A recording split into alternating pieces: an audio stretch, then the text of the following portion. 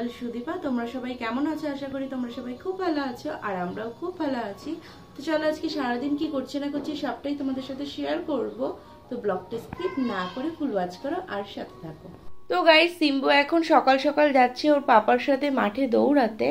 তো বাপিও ওই মাঠেই মর্নিং ওয়াক করে। তো একদিক দিয়ে ভালোই হয়েছে, সিম্বুকে নিয়ে যাচ্ছে হানি। এই ফাঁকে আমি ফ্রেশ হয়ে কিছু জামা কাপড় আছে, ওই জামা কাপড়গুলো কেচে নেব, তারপরে ব্রেকফাস্টও বানাতে হবে। তো হানি বললো আজকে ব্রেকফাস্টে চাউমিন খাবে।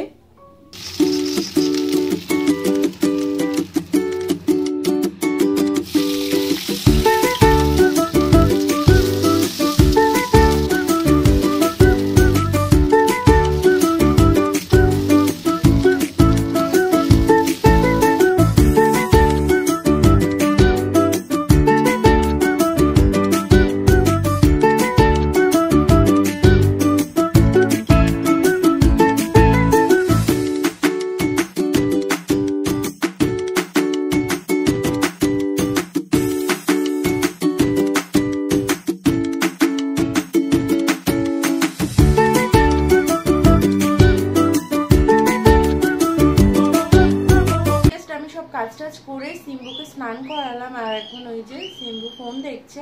তো চলো এই ফাঁকে আমি ঝটপট করে স্নানটা করে আসি, কারণ প্রচণ্ড গরম লাগছে আর ভালো লাগছে না গরমে। তো চলো ব্লগটা এসে মানে স্নান করে এসে দেন কন্টিনিউ করছি। হানি কালকে সন্ধেবেলা আমার জন্য গোলাপ ফুল নিয়ে এসেছিল, তো আমি আবার এই যে এখানে রেখে দিয়েছি। তো আমার না গোলাপ ফুল খুব পছন্দের, আর প্রিয় মানুষের থেকে যদি পছন্দের জিনিসটা পাওয়া যায় তো দেখবে আরো বেশি ভালো লাগে। 2000 years later. Good evening guys. তো আজকে হচ্ছে ফাদার্স ডে, তো তাই হানি সিম্বুর জন্য একটা ছোট্ট কিউট একটা কেক নিয়ে এসছে। তো কেকটা না সত্যি খুব কিউট ছিল। তো যখন হানি কেক নিয়ে এসেছিলো তখন সিম্বু ঘুমাচ্ছিল। তো আমি এই ফাঁকে ঝটপট করে একটু বেলুন টেলুন দিয়ে একটু ডেকোরেশন করেছি। তো যেই সিম্বু ঘুম থেকে উঠে দেখেছে, ও তো দেখে পুরো সারপ্রাইজ হয়ে গেছে। তো এই ছোট ছোট আনন্দগুলো না বেশ ভালো লাগে। তো দেখো এখানে আবার সিম্বু ওর পাপাকে আদর করছে।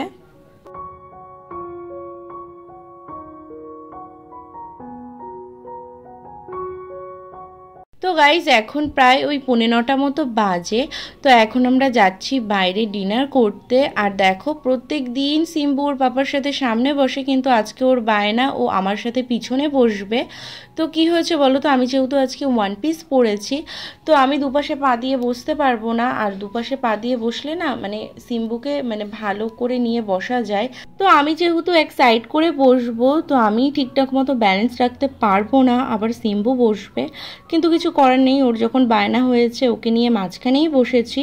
তো এখন আমরা যাচ্ছি হাবড়া 1 নম্বর গেট পার করে অবসর বলে একটা রেস্টুরেন্ট আছে।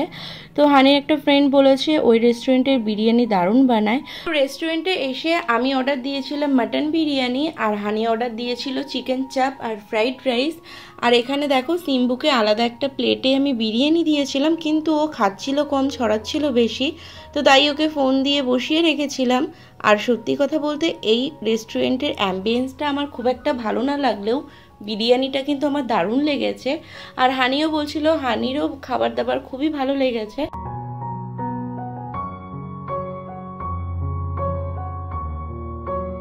তো আমাদের ডিনার হয়ে গেছে, এখন আমরা যাব বাড়িতে। তো দেখো এখানে গেট পড়েছে, তো চলো এবার বাড়ির দিকে যাওয়া যাক। এখন আমরা এসছি মিষ্টির দোকানে, বাড়ির জন্য মিষ্টি নিয়ে যাব। আর এই দোকানের মিষ্টির না টেস্টই আলাদা।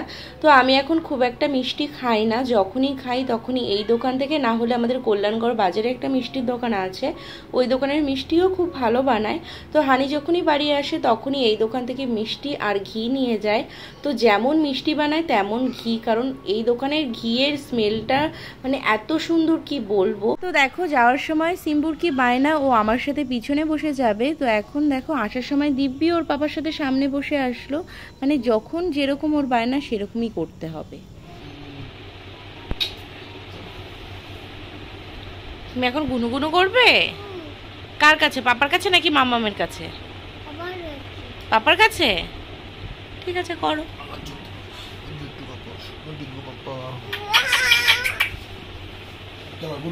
তুমি পাপাকে আদর করেছো, কিসি করেছো?